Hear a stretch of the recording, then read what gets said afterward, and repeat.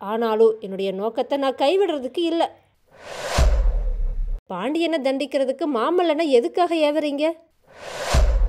புலிகேசியோட சமாதான தூதன் வந்து 5வது நாள் பிற்பகல்ல அந்த 2 பேரரசர்களுடைய கண்களும் சந்திச்சுது. இந்த கம்பீரமான முகத்தை இதுக்கு முன்னாடி எங்கேயோ பார்த்தாற் போல இருக்குதே. அன்னைக்கு ராத்திரி ரொம்ப நேரத்துக்கு அப்புறமா அந்த புறத்தில் மகேந்திர பல்லவர் தம்முடைய பட்ட மகிழ்ச்சியை சந்திச்சப்ப புவன மகாதேவி தன்னுடைய மனக்கவலையை தெரிவித்தா. பிரபு, இன்னைக்கு மந்திராலோசனை சபையில் உங்களுக்கும் மாமல்லனுக்கும் பெரிய வாக்குவாதம் நடந்துச்சாமே. 4 பேருக்கு முன்னாடி தந்தையும் புதல்வரும் சண்டை போட்டுக்கலாமா அப்படின்னு கேட்டா. தேவி, யார் என்ன வேணும்னாலும் நினச்சிக்கட்டோ. எனக்கு இன்னைக்கு இருக்கிற பெருமையையும் பூரிப்பையும் சொல்லி முடியாது. அர்ஜுனனும் அபிமன்யுவும் லக்ஷ்மணனும் இந்திரஜித்தும் பேசுவதற்குரிய வீர வார்த்தைகளை இன்னைக்கு மாமல்லன் பேசினான். உள்ளுக்குள்ள எவ்வளவோ எனக்கு ஆனந்தமாக இருந்துச்சு. ஆனாலும் என்னுடைய நோக்கத்தை நான் கைவிடுறதுக்கு இல்லை.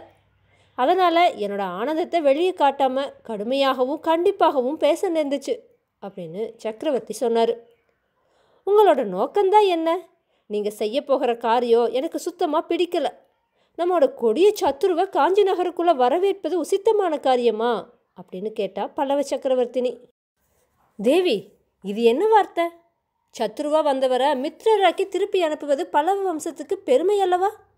என்னோட நோக்கம் என்னன்னா கேட்ட சொல்லறேன் கேளு.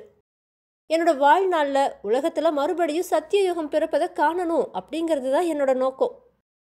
இந்த புண்ணிய பாரத பூமியில் இன்றைய தினம் 3 பெரிய சாம்ராஜ்யங்கள் இருக்குது.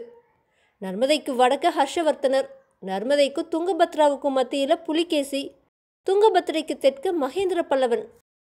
இந்த 3 பேரும் ஒருத்தருக்கொருத்தர் சண்டை போட்டு கொண்டிருக்கிற பட்சத்தில் இந்த புண்ணிய பூமி நரக பூமியாக இருக்கும்.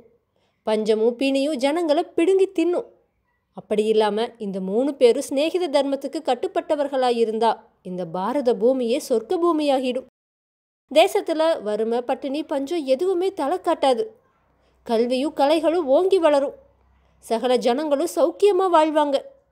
தேவி, என்னுடைய இளம் பிராயத்தில் நான் ஒரு பகற்கனவு காண்பதுண்டு. சளுக்க சக்கரவர்த்தியுடைய விருந்தினா நான் போய் அஜந்தாவுடைய வர்ணச்சித்திர அதிசயங்களை கண்டு கழிப்பதாக கனவு கண்டேன். அப்புறம் வடக்கே கன்னியாகுப்ஜத்துக்கு போய் ஹர்ஷவர்த்தனர் 3 வருஷத்துக்கு ஒரு தடவை நடத்துகிற ஆனந்த கலை விழாவை பார்த்து மகிழ்வதாக கனவு கண்டேன். மாமல்லபுரத்தை ஒரு சொப்பன சிற்ப உலகமாக சிருஷ்டித்து அதை பார்க்கறதுக்காக ஹர்ஷரையும் புலிகேசியையும் அழைப்பதாக கனவு கண்டேன். அதெல்லாம் இப்போ நிறைவேறுன்னு தோணுது. நாங்கள் 3 பேரும் சிநேகிதர்களாகிட்டா அப்புறம் இந்த நாட்டில் சமய சண்டைங்கிறது ஏது, யுத்தந்தான் ஏது அப்படின்னு சக்கரவர்த்தி சொன்னார். பிரபு, அன்பு மதத்தையும் சிநேகித தர்மத்தையும் பற்றி பேசுகிற நீங்கள் பாண்டியனை தண்டிக்கிறதுக்கு மாமல்லனை எதுக்காக ஏவறீங்க அப்படின்னு சக்கரவர்த்தினி குறுக்கிட்டு கேட்டா. அதுவா, அது வேற விஷயம். சிநேகிதம்ங்கிறது சமநிலையில் உள்ளவர்களுக்கிடையே தான் ஏற்பட முடியும். அறிவாளிகளுக்குள்ளே தான் அன்பு வளர முடியும். அறிவற்ற மூடர்களையும் அதிக பிரசங்கிகளையும் தண்டோபாயத்தை கை கொண்டே சீர்திருத்தியாகணும் அப்படின்னு சொன்னார் மகேந்திர பல்லவர். அடுத்த நாளிலிருந்து காஞ்சி நகரம் ஒரு புதிய தோற்றத்தை மேற்கொண்டுச்சு. ஏதோ ஒரு பெரிய முக்கியமான திருவிழாவை எதிர்பார்ப்பது மாதிரி ஜனங்களிடையே அபரிமிதமான உற்சாகம் காணப்பட்டுச்சு. வீதிகளையும் வீடு வாசல்களையும் ஜனங்கள் சிங்காரிக்க தொடங்கினாங்க. கடை வீதிகள் பழையபடி சோபை பெற்று விளங்குச்சு. கோயில்களில் உற்சவங்கள் ஆரம்பமாச்சு. சிற்ப மண்டபங்களில் பழையபடி சிற்பிகள் வேலை செய்ய தொடங்கினாங்க. நாலாபுறமும் மேள வாத்தியங்கள் முழங்குச்சு. சமஸ்கிருத கடிகைகளில் முன்ன மாதிரியே வேத கோஷங்கள் கேட்டுச்சு. தமிழ் கல்லூரிகளில் பாசுரங்கள் பாடப்பட்டுச்சு. நடன அரங்கங்களும் நாடக மேடைகளும் புத்துயிர் பெற்றுச்சு. தாள சத்தத்தோடு கலந்து பாத சதங்கை ஒலியும் எழுந்துச்சு. ஜனங்களோட முகமலர்ச்சியோ சொல்ல வேண்டியதில்லை.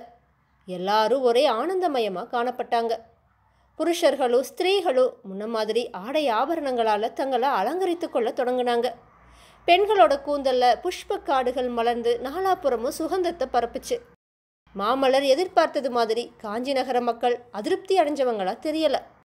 யுத்தம் நின்று விட்டதில் ரொம்பவுமே மகிழ்ச்சி அடைஞ்சவங்களாகவே காணப்பட்டாங்க. அதை விடவும் சளுக்க சக்கரவர்த்தி காஞ்சிக்கு விஜயம் செய்ய போவதை நினச்சி நகரவாசிகள் அபரிமிதமான களிப்படைந்தவர்களாக தோன்றினாங்க. புலிகேசியோட சமாதான தூதன் வந்து 5வது நாள் பிற்பகல்ல காஞ்சி நகரத்துடைய வடக்கு கோட்டை வாசல் 8 மாசத்துக்கு அப்புறமா மறுபடியும் திறந்துச்சு.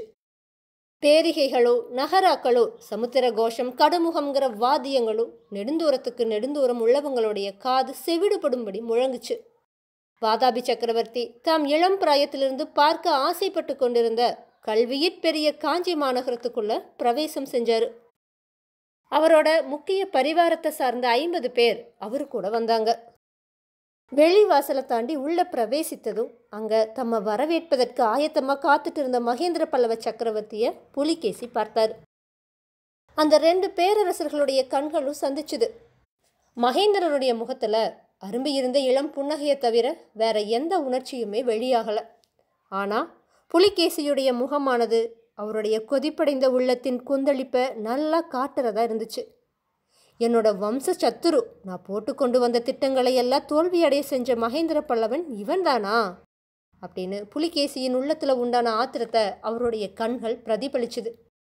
இந்த எண்ணங்களோடு, ஆஹா, கள்ளங்கபட அறியாதது போல பாவனை செய்கிற இந்த கம்பீரமான முகத்தை இதுக்கு முன்னாடி எங்கேயோ பார்த்தாற் போல இருக்குதே அப்படிங்கிற நினைவும் புலிகேசியுடைய மனசுல தோன்றுச்சு. 2 சக்கரவர்த்திகளுடைய விருதுகளும் முறையே கூறப்பட்டதுக்கு அப்புறமா 2 பேரும் அவங்களுடைய குதிரையிலிருந்து கீழே இறங்கி ஒருத்தரையொருத்தர் ஆலிங்கனம் செஞ்சுட்டாங்க. அதே சமயத்தில் புலிகேசியுடைய கண்கள் மகேந்திர பல்லவருக்கு பின்னால் நின்ற பரிவாரங்களை துருவி ஆராய்ஞ்சது. சத்யாச்சிரையா, யாரை தேடுறீங்க அப்படின்னு மகேந்திர பல்லவர் கேட்டார்.